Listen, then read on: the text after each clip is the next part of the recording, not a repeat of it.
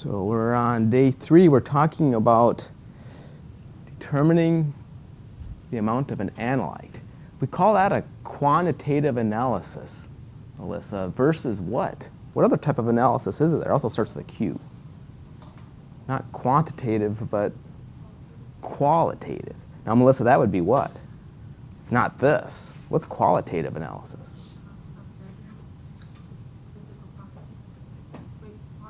Qualitative. Kind of. You're after something. You're always after something in these analyses. What it is. Qualitative is what it is. Doesn't care what the amount is. It's just what is it. You're after this horrible thing in the environment, and is it there? The technique may not be able to tell you how much, but it can tell you, is it there or not? That's qualitative. So that's not what we're talking about. We're talking about quantitative, Brandy, which means what? Quantitative analysis. You said qualitative was what it is, right? Yeah, qualitative is what it is. Quantitative is how much. So now you have to know what it is. You have to identify it in the environment, and we're going to have we'll have a word for this, but you have to also know the amount. That's the idea of quantitative. What's analyte then, Andrew? I defined it. It's like what you're after. It's what you're after. So instead of saying what we're after all the time, we're just going to say analyte. Okay. So it's really nice to be able to use a straight line. Where's my pen? In this type of quantitative analyses, it's really nice to be able to use a straight line. And here's the equation for it. You plot what versus what if you're going to use that straight line. Andrew, what do you usually plot? If that's the equation of a straight line. What goes where? What do you mean, x's and y's? Yeah. That'll be a y. Y would be? Vertical. Yeah. And x is down here. So very often we're going to say, well, not very often, pretty much always, y is going to be our signal.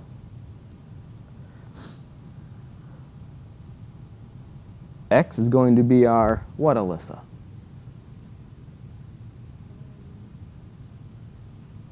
So we're going to plot our signal versus, not time, because remember it's quantitative analysis, so what are we after? Increments. Melissa, what are we after? Anybody, what are we after again? Quantitative analysis? Concentration of the analyte. So let's just, you can write concentration of the analyte, but it's, that's what it is on the x-axis. So that's what our x has to be. Do you remember, Brandy, what M and B are? M is the slope. B is the y-intercept. Right. So usually you get, these guys are just numbers. And we get them from, I'm kind of jumping ahead a little bit, just trying to get you to see the big picture. Where do you get these numbers from? Slope and y-intercept. Yeah, you have to do something with these graphs, right? You library Excel or whatever graphing software you use. You have to have a calculator of what equation? Starts with an R. R squared or regression or linear analysis, right? And then it comes up and it gives you what the magic numbers M and B are. And we're not going to go through those calculations, but we have to use that stuff. Okay. So when we're hopefully we get the right answer, but there's different types of error. There's absolute error, right? This, how much are you actually off? I think it's a very theoretical thing because x bar is the mathematical symbol for what? Your mean, your average of all your results. You're doing this again, this quantitative analysis, and you always get 2 parts per million or somewhere around there. So that's your average. Well, xt is going to be because you subtract the 2 and then you get the error. What xt must be what? T price stands for The true value. true, the true value. Whoever knows that, right? I mean, that's why you're doing the analysis in the first place. So it's kind of rare that you can actually calculate absolute error like that. If you pay big bucks, you can. Like in some research projects, we've got an actual unknown that I know the answer to. All like 100 labs analyze this, and it's like $500 per gram. And then I can have a student analyze that and see if how close they can get to the right answer before they go and use the instrument. So it's a rare occasion you can calculate absolute error that way. But absolute error is the sum of two types of errors. One starts with an R, one starts with an S.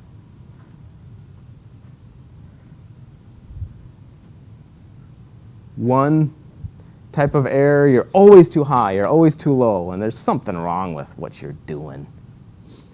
And then the other type of error, it's all over the place. You really can't control it. Systematic is the one that's always too high or too low, right? Your calibration's off, or you're messing up somewhere, right? You're doing something wrong. You can fix those. Random, you're kind of stuck. Okay, random error, you're kind of stuck.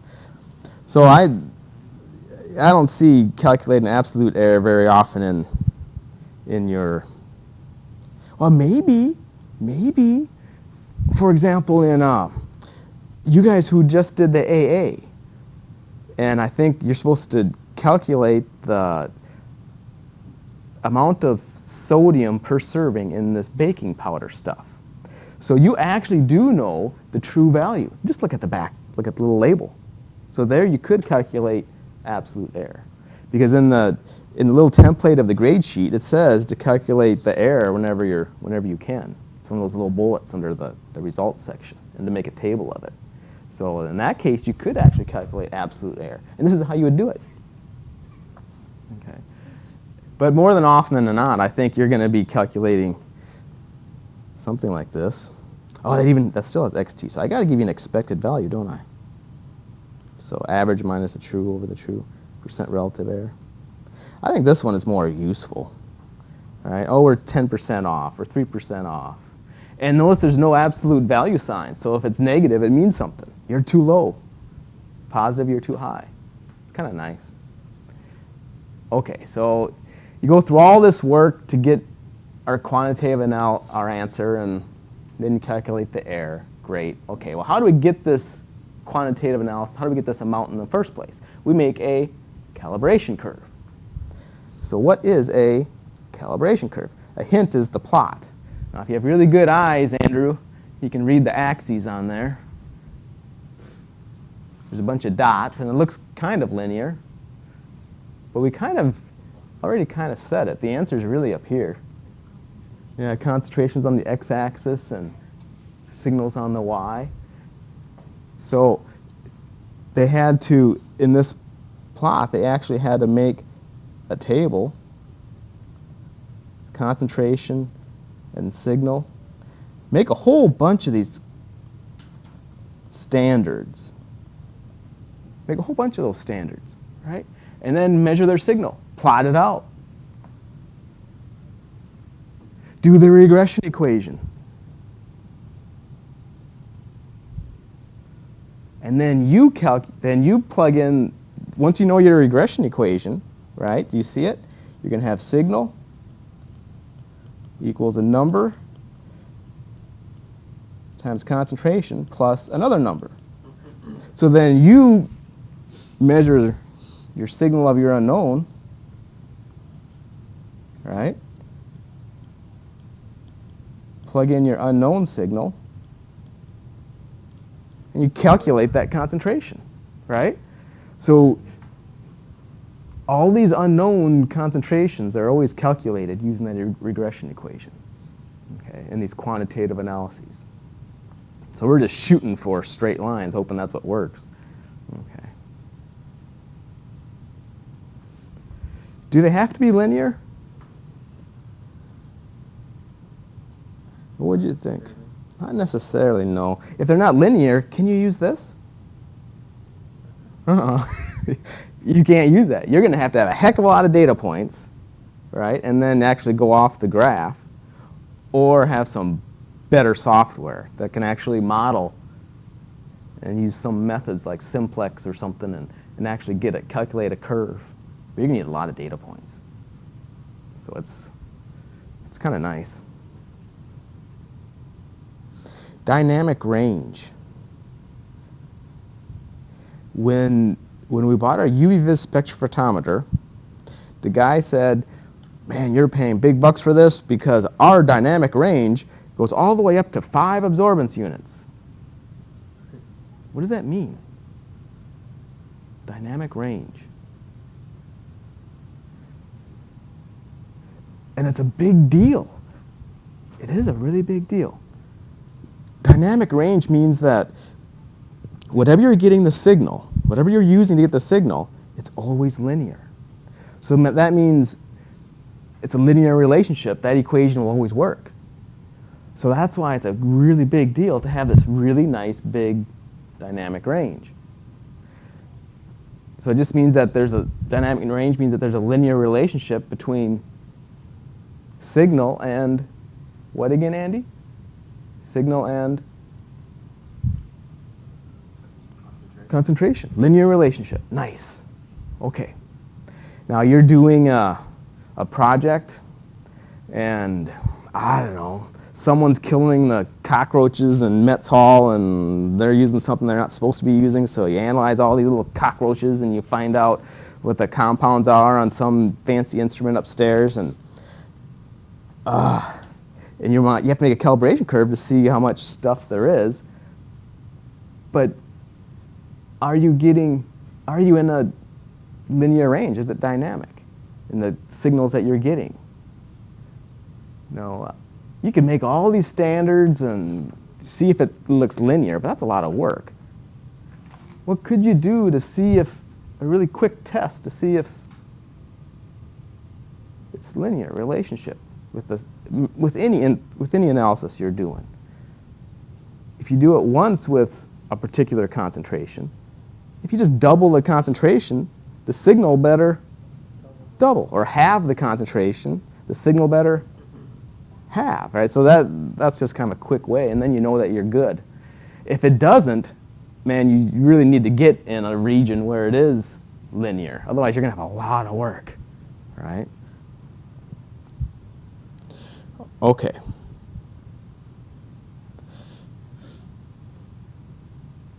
So it also allows you to know if you're still in a linear range, I guess. It's a quick test. There's 3 types of external standard calibration curves. Missing a quote there. External. What does it mean by external? This is an example of external standards. There's 2 types of standards. The first one is the one that you've always made, that you can envision at least. Maybe you've never done it, but you make up all these solutions, right? Have a whole bunch of flasks, all right, and you have a stock solution, right? And you MIVI equals MFVF, and you make all your standards, and then you shoot them in the machine. So these are called standards, yes, but more technically speaking, they're called external standards. So we're going to talk about this type of standard first, as opposed to another type of standard, but let's talk about this type first. External standard calibration curves. You can get by with a single point calibration curve.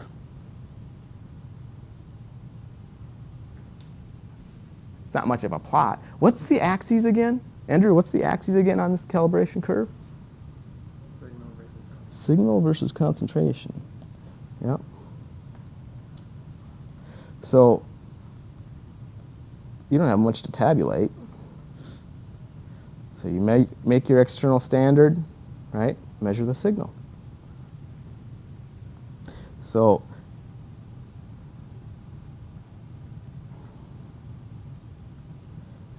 I forget. Is it one over the other? Which one is it? Which one's on top? Signal for concentration. I thought so. K. Now they're going to call this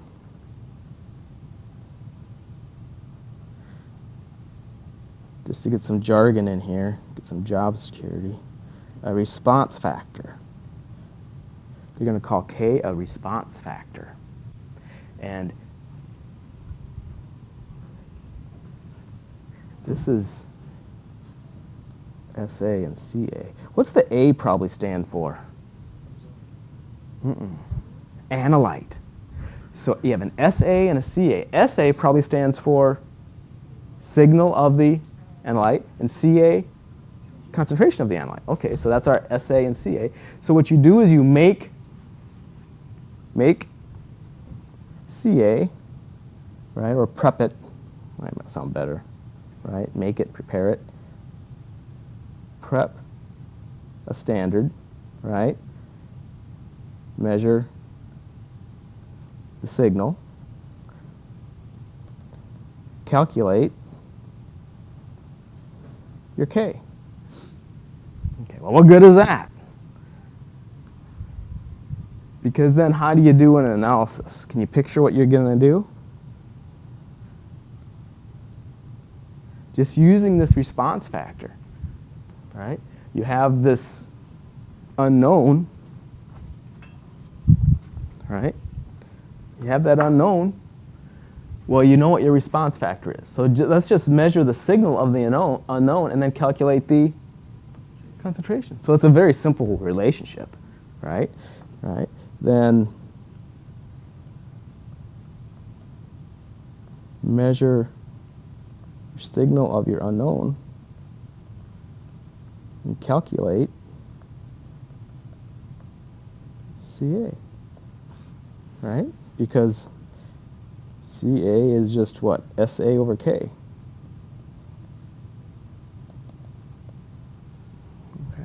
So just using one point, you can do that. SA is supposed to be the analyte or the unknown? A always stands for analyte. So you have to, so first you have to make up one standard, external standard. And then you put it in the instrument, whatever you're using to get a signal, a response. Divide the signal by that concentration that you made, you get K. So it goes to stand that if you made an external standard that's more concentrated, well, you should get a bigger signal, less concentrated, smaller signal. But this is the response factor for that. And if it's linear, it should work. Okay. In fact, it does work pretty good, especially on the GC. I don't know if you remember in analytical, a lot of your grade in lab was getting the right answer. And this is a good example of novice folks in the lab. If you're doing the GC and you're doing these quantitative analyses, and I think one of the labs you're going to make all these different calibration curves. And one of them is going to be this one, trying to get your answer, a single point. Very often, folks get a better answer with a single point than we're going to talk about next, multi-point calibration curves. Because there's more steps. There's more room for error. So in analytical, I don't know if you remember me telling you, let's just not do this because it adds, like buoyancy, taking into account those things. Let's just hope they cancel themselves out. And you get a lot better results. So anyway, that's what's kind of going on so far. Single point calibration curve. Get a response factor. Multi-point calibration curve. So now your table's just bigger. All right? Make up a whole bunch of standards.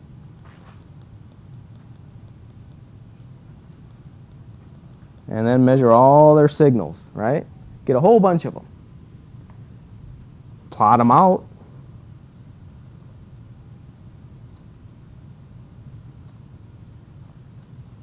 Probably should have 4, but that's okay, at least. And then what do you do? Melissa, what do you do then after you plot them out? Make a regression equation. Good. That's what you're going to do.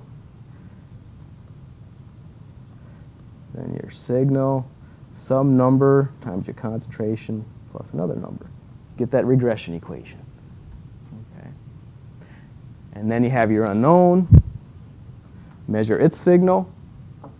Use the regression equation to calculate its concentration. Okay. You would just like isolate that CA. Yeah, you just solve for CA. So you'd put in the signal of your unknown is some number. I would subtract the y-intercept first, and then divide it by the slope. And then you'd have the concentration of your unknown. Now, remember we had the word dynamic range. I might be jumping ahead a little bit. But this, if it's linear, your regression equation tells you really whether it's linear or not. Remember, what's the magic number you're supposed to get? 9. I think it's 1, right? Yeah. Well, sometimes you do get lucky. Especially, you can get 1, especially when the errors cancel themselves out. Like you have 1 below the line and 1 above the line, right? And you can get really nice 1s if your random error, if there's not much systematic error and the random error takes over. But here's your dynamic range, what I indicated in blue. If your signal is outside of that blue range, will your regression equation, will you get an answer still? Can you still calculate an answer? Won't be a reliable one. What's that? Wouldn't be a very reliable one. Yeah, that's the problem with reliability. You can still numerically get one, though. There's nothing stopping you from mathematically getting an answer. But you don't know if it's linear outside of that range. So you could do a quick little test, right? But so that's where some folks are going to get points taken off on your lab practical is all I do is I look at your unknown signal and see if it's above or below, you know, your highest signal or your lowest signal. So it's very easy for me to tell if you're. So your signal that you're analyzing has to be located in the dynamic range of your calibration curve. Okay. Now our word is changing. Internal standards. Okay. So we're going to do the same thing, but we're going to use internal standards. So I don't know if you've ever seen this. I think you're only going to see this word internal standard if you're actually getting into doing research or someone's method, and they're telling you to use a particular instrument, and they say use internal standards. So what's the big deal? We may have talked about this in analytical. I don't remember. Do you remember? Or from the reading?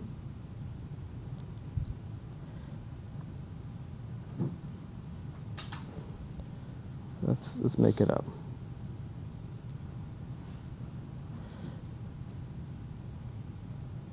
Okay. So number 1, number 2. We're going to sample twice. And let's say the first time we sample, we need a bunch of A's for analyte. Oh, we don't have that many analyte. Mostly everything's solvent. And S is for solvent. Well, S is, we've seen signal a lot. Let's not do S's. Let's do, I don't know, W. You can do whatever you want, right? I'm just saying. Okay, then you probably have a bunch of other stuff in there, but let's just keep it simple.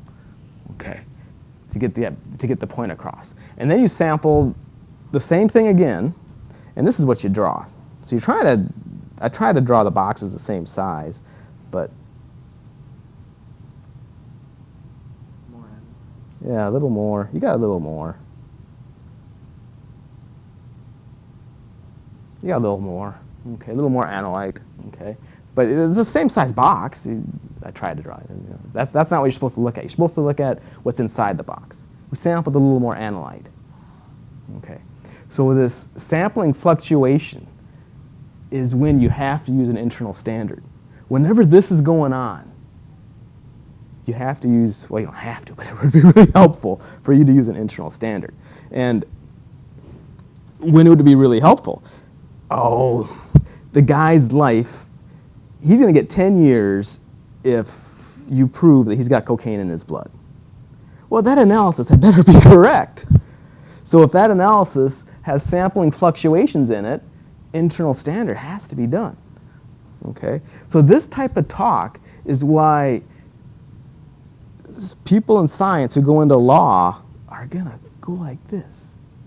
Because your arguments, you understand you already have an inkling as to the foundations of what's going on in the laboratory. I had a guy who, well, okay, that's a whole other story. I'm going off. But the point is you have sampling fluctuations. So how do you solve this problem, right? You measure SA here, and then you measure SA here again, and SA prime is greater than SA. I'm just trying to show you that one signal is bigger than the other one. They can't be. They got to be the same all the time. So what you're going to do is you're going to introduce an internal standard. Let's make it purple. Let's make it red. You can see it then. Okay, so internal standard, B. So it's just a compound we shot in there. We added it. It doesn't belong there. We added it. But the point is, this internal standard behaves very similarly to our analyte. So for example, if your analyte is cocaine, your internal standard would be something that's very similar in chemical nature to cocaine, but it's not cocaine. Okay, so kind of like methanol and ethanol, right? Two very similar compounds. So when you sampled it again, but you pulled more analyte, that means you're going to pull more internal standard too. And all you do is you measure two signals instead of one. You measure the signal of your analyte and the signal of your internal standard. And then in all your plots, before we just had what on the y-axis? Signal. Well, we don't have that anymore. Now you just put two things. Put the signal of your analyte divided by the signal of the internal standard. Divide those two. If you divide those two, that ratio doesn't change. Because if SA is big, let's write it out mathematically, it might be easier to see.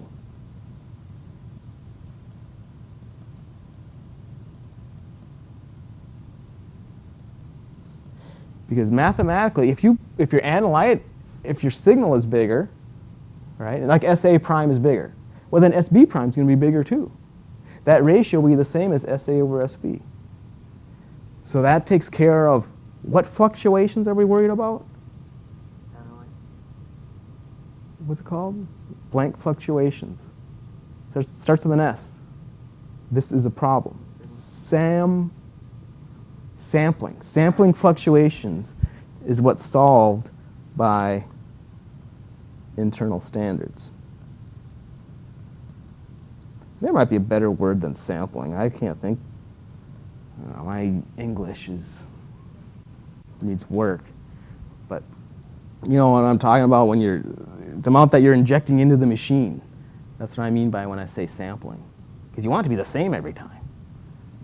Okay, what type of medium?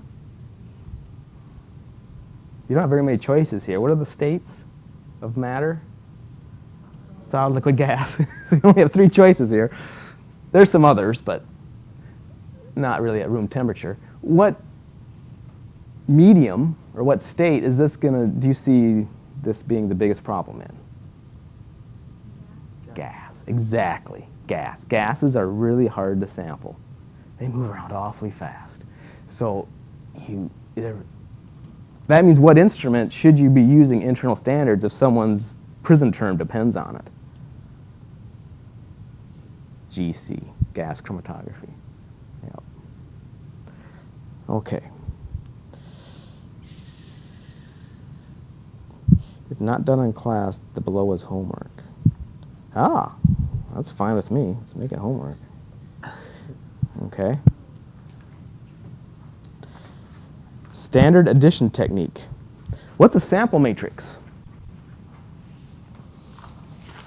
This, I think, we talked about in analytical. Maybe? I think so. Brandy, you remember? It's everything that what?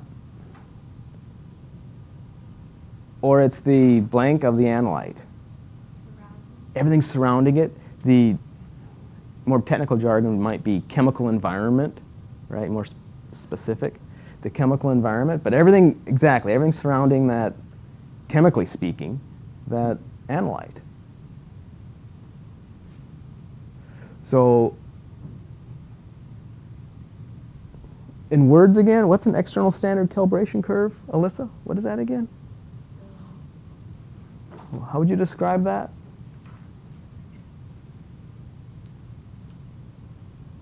Signal. Yeah, signal versus concentration. And it's the concentration of what? All these, yeah, all these analytes, all these standards that you make up. Okay.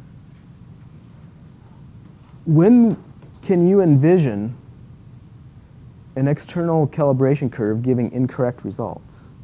I don't know if the pictures give you a hint or not.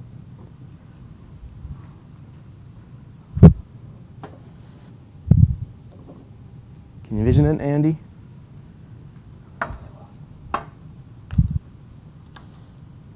When there's more than one Analyte in the matrix. Well, you only have one. You're after one analyte. Yeah, you might be after more than one thing. That'd be analytes, but it has to be something in there that gives the same response to your signal. That adds or that either adds to the signal of your analyte or reduces it. like a chemical noise. Yeah, there's something in there, some kind of other chemical in there, or it could be an interaction. It could be. It may not have anything at all to do with. Ooh, so there's another chemical in there that's blocking it. No, it may just be water. Water around certain things might change their color, might interact with them so that they don't go into the vapor phase. There's a lot of chemical interaction that can go on. So to like disrupt the signal. Yeah, disrupt the signal in who knows what way. It's like this. Here's your external standards would work great if, okay, here's our analyte. It's this blue stuff. We got a bunch of it. It's a stock.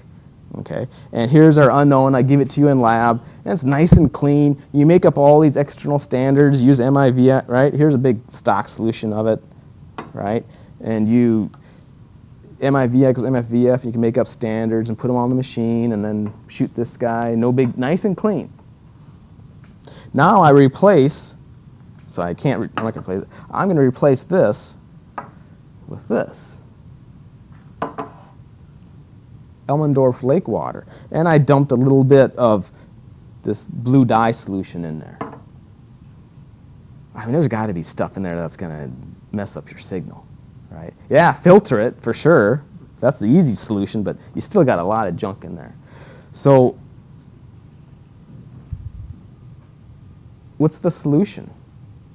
How do you figure this out? How do you quantitate if you can't reproduce that matrix? Because the reason why the external standard calibration curve worked is because you perfectly reproduced the sample matrix in these, because your sample matrix was so easily reproducible.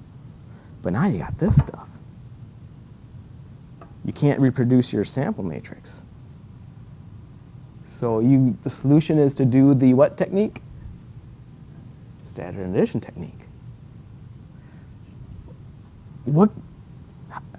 How are you going to do this? And you just think about it. I mean, you have to reproduce the matrix.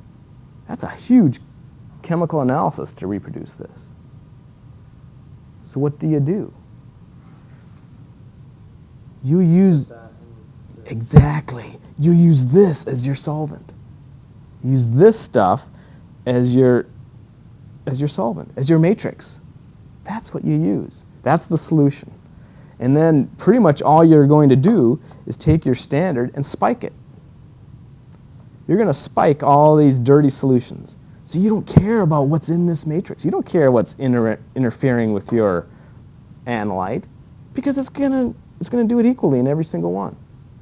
So to make this work, though, you have to put the exact same amount of this in each container. Otherwise, right, there's going to be more influence in one than the other. Okay? And then what you're going to do is you're not going to bump up one of them. You're not going to spike it. But you'll spike the other ones with increasing amounts. Okay. And you guys already did that on the AA. So how was it done, the standard addition technique? Well, we've got 25 ml flasks, so right, they all have 25 ml flasks, all have some mark. So what And here's your unknown sample matrix. So probably what you could do is maybe put in, what I would do, I'd probably put in like, I don't know, just to make this easy, 20 mils of this unknown into every flask. So my entire flask is almost all unknown. But it doesn't have to be that way. You can put in 1 mil in each flask. It just needs to be the exact same amount of unknown into each one. Okay. And that is my Vx. So whatever you put into each and every flask, that's your Vx. Because here's how we're calculating the concentration in our unknown. Okay, that's our Cx is what we're after. What's the concentration of the analyte in this dirty, filthy sample that you can't reproduce the matrix of? It's Cx. Okay, so we got Vx down. And then what you're going to do is spike. Spike. What does spike mean? Add a known amount of this analyte, right? So I've got 11.7 molar. So I'm going to add 0 mils to flask 1, but maybe 1 mil here, 2 mils here, and 3 mils here. Something like that, right? So I'm going to spike flasks 2, 3, and 4, right? Maybe with 1 mil, 2 mils, and then 3 mils or something, okay? And then I want them all to have the exact same volume, so then I'll, right, fill to the mark with, well, I don't know, probably water or whatever the major solvent is that's in there. I guess you gotta know that, right? But it's really not that big a deal. You just want the final volume to be the same all the time. And invert them a whole bunch of times, mix them up really, really well. And then you plot it.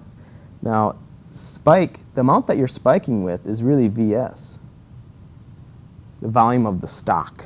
So here's our stock. And it has a concentration of Cs, concentration of your stock. So we're getting a lot of these symbols down. There's the concentration of my stock. What I'm going to do is, here's my signal. And then I'm going to plot it versus Vs, the amount that I spiked. Okay, so I had one with 0, and I did, what did we say, one with 1 mil, this is mils, 2 mils and 3 mils or something, I forget, but something like that. So you plot them out, and the more analyte I put in it makes sense that the signal would go up because I spiked it. And notice how I didn't spike it at all. Here's a 0 reading. And that 0 reading is complicated. It's not the signal due just to the analyte. It's in that matrix. That signal could have gone up, gone down. Who knows what it means, right? But I know by spiking it by known amounts of a particular concentration, the signal went up by so much. So that's the information that's going to give me